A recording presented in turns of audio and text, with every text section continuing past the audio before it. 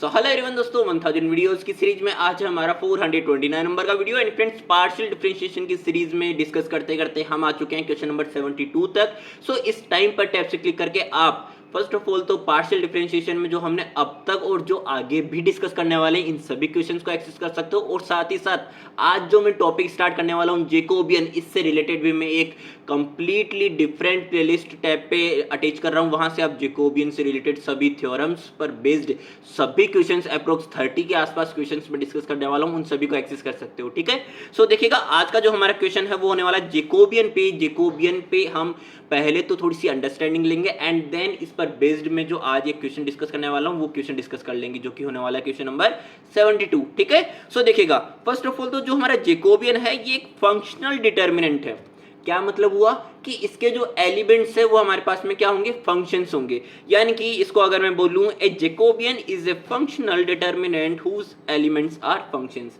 अब यहाँ पे सबसे इंपॉर्टेंट चीज जो है वो ये कि अगर आप u एंड v दो फंक्शंस की बात कर रहे हैं, if u and v are the functions of x and y variables, जो कि हमारे पास में इंडिपेंडेंट वेरिएबल्स होने चाहिए। ये मोस्ट इंपॉर्टेंट पॉइंट है यहाँ पे, जिस पर बेस्ड में आज ये थ्योरम को भी प्रूफ करने वाला हूँ एक क्वेश्चन के माध्यम से। ठीक है, तो ये वाली चीज ध्यान रखनी है। जैकोबियन आपके लिए जो सबसे नेसेसरी कंडीशन होगी, ठीक है, तो नेसेसरी और सफिशिएंट कंडीशन होने वाली है कि हमारे पास में u and v are the functions of two independent variables. जो हमारा u एंड v वेरिएबल्स जिनके फंक्शंस जो x एंड y वेरिएबल्स के हैं वो हमारे पास में इंडिपेंडेंट वेरिएबल्स होने चाहिए। ठीक है, then the value of the determinant of ये वाली, ठीक है, इसकी जो डिटर्मिनेंट वैल्यू होगी उसको हम फाइनली क्या बोलते हैं, Jacobian of u comma v। ठीक है, with respect to x and y variables, जो कि हमारे पास में क्या होने वाले हैं, टू इंडिपेंडेंट वेरिएबल्स। अब ये जो मैंने कहा कि इसकी डिटर्मिनेंट वैल्यू होने वाली है, यानी कि del u by del x, del u by del y, del v by del x, del v by del y, क्या u कोमा v का Jacobian with respect to x comma y variables. ठीक है, अब इसको हम किस तरह से लिख सकते हैं, del u comma v upon में del x कोमा y। अब इसी को जैकोबियन की फॉर्म में भी आप रिप्रेजेंट कर सकते हो, Jacobian of u comma v upon में x कोमा y। अब ये सेम चीज अगर मैं तीन फंक्शंस के लिए बोलूं, यानी कि u comma v comma w के लिए बोलूं, जो कि हमारे पास में किस पर है, किसके वेरिएबल से, x comma y comma z के वेरिएबल से, जो कि हमारे पास में तीनों ही इंडिपेंडेंट वेरिएबल्स होंगे यहाँ पे भी। ठीक है, यानी कि similarly the Jacobian of three functions u comma v comma w of three independent variables, again ये हाईलाइटेड है, three independent variables x y and z। तो यहाँ पे w ऐड हो जाएगा, यहाँ पे z ऐड हो जाएगा, यानी कि del u v w upon में del x y z, जिसको हम Jacobian of u v w upon में x y z भी लिख सकते हैं। अब देखो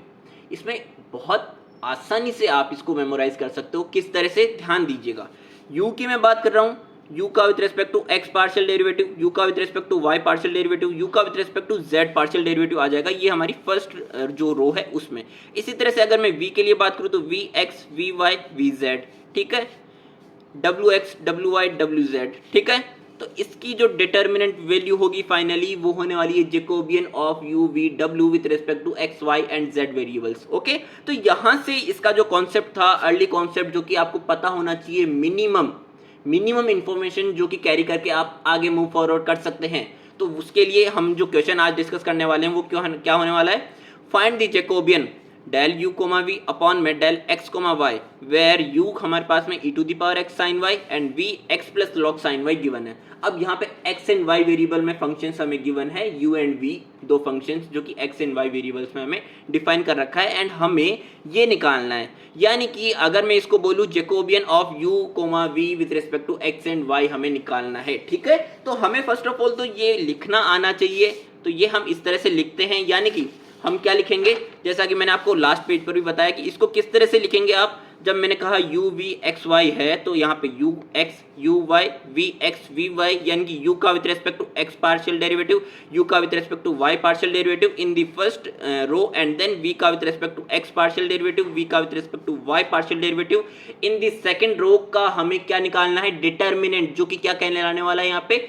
इसका जैकोबियन। ठीक है, तो यहाँ पे अब इन सेम चीजों के लिए हमें जो u एंड v गिवन है, इनका with respect to x and y हमें पार्शियल डिफरेंशिएशन कर देना है। पार्शियल डिफरेंशिएशन का सबसे बेसिक कॉन्सेप्ट क्या होता है कि हमारे पास में जब हम with respect to x partial differentiation निकाल रहे हैं तो वाई वेरिएबल को एज ए कांस्टेंट ट्रीट करेंगे, यानी कि यहाँ पे जब मैंने कहा del u by del x, तो वाई वेरिएबल में जो हमारे पास फंक्शन है साइन वाई को एज ए कांस्टेंट ट्रीट किया, e to the power x का विद रिस्पेक्ट टू एक्स क्या आ जाएगा, e to the power x ही आ जाएगा, तो ये मेरे पास में आ जाएगा del u by del x. इसी तरह से del u by del y की जब मैं बात करूंगा तो मैं एक्स जो वेरिएबल है उसको एज ए कांस्टेंट ट्रीट करूंगा, यानी कि हम क्या कहेंगे कि e to the power x को बाहर रखा, साइन वाई का क्या करेंगे हम differentiation with respect to y variable, यानी कि साइन का तो हो जाएगा cos एंड देन हमारे पास में y का विद रिस्पेक्ट टू y 1 ही हो जाना है, तो यहाँ पे आ जाएगा cos y। सो इसी तरह से अब मैं करूंगा v का विद रिस्पेक्ट टू x, तो यहाँ पे ये तो पूरा 0 हो गया क्योंकि यहाँ तो y है, एंड x का x के रेस्पेक्ट में 1 हो गया, एंड इसी तरह से del v by del y में ये 0 हो जाएगा जो कि x है,